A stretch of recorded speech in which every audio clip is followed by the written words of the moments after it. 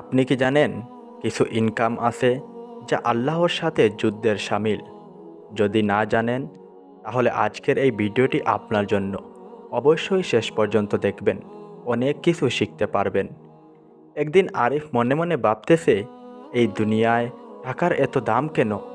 সবাই টাকার পেছনে দৌড়াচ্ছে। আমি যদি একটু শর্টকাটে টাকা ইনকাম করি তাহলে সমস্যা কোথায়? তখন নাইম তার কাছে আসে এবং বলে, ভাই আরিফ, একটা সুযোগ পেয়েছি, অনলাইন ট্রেডিং, প্রতিদিন গ্যারান্টি প্রফিট। তখন আরিফ বলল, গ্যারান্টি প্রফিট মানে কোনো লস নাই?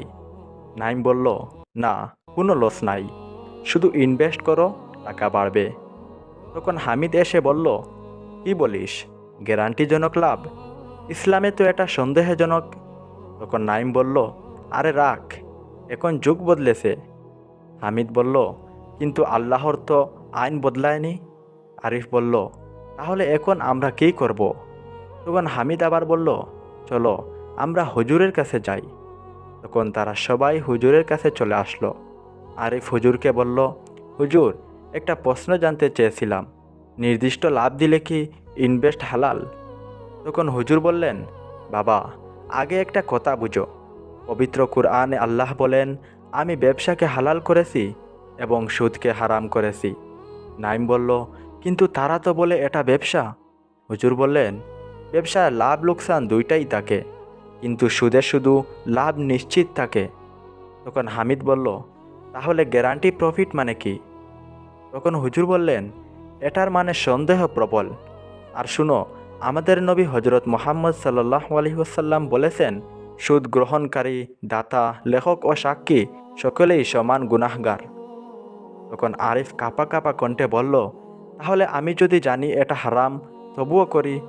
হুজুর বললেন, তাহলে তুমি জেনে শুনে আল্লাহর বিরুদ্ধে অবস্থান নেবে। আল্লাহ তাআলা বলেন, তোমরা যদি সুদ না ছাড়ো তবে আল্লাহ ও তার রাসূলের পক্ষ থেকে যুদ্ধের ঘোষণা শুনে নাও। তখন নাইম অবাক হয়ে বলল, যুদ্ধ, আর সেটা আল্লাহর সাথে? হুজুর বললেন, হে, হারামকে হালাল বানানোর চেষ্টা করো না। কিছুক্ষণ পর আরিফ একা একা ভাবতেছে, আজ যদি আমি হারাম খাই, কালকে আমার দোয়া কবুল হবে? আমার সন্তানের রক্তে কি হারামের প্রভাব যাবে?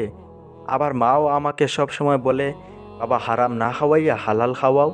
হে আল্লাহ, আমি শর্টকাট চাই না, আমি হালাল চাই। তারা সবাই জমা হয়ে আছে।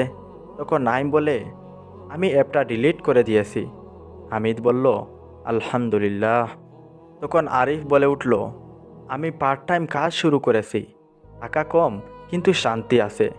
হুজুর বললেন, হালাল কম হলেও বরকত আছে, হারাম বেশি হলেও সেটাতে অশান্তি আছে। আমার প্রিয় ভাই ও বোনেরা, আজ আমরা বুঝেছি হারাম শুধু গুনাহ নয়, এটা ইমানের পরীক্ষা। যদি এই ভিডিওটি আপনাকে একটুও ভাবায় তাহলে আমাদের সাথে থাকুন। আমরা চেষ্টা করি কুরআন ও সুন্নাহর আলো ছড়াতে। আপনি সাবস্ক্রাইব করেন, এটা শুধু চ্যানেল নয়, একটা দাওয়াহর অংশ হবেন। আর হে, এই ভিডিওটি অবশ্যই শেয়ার করুন, হয়তো আপনার শেয়ারে কারো জীবন বদলে দিতে পারে। আল্লাহ আমাদের সবাইকে হালাল পথে চলার তৌফিক দান করুন। আমিন।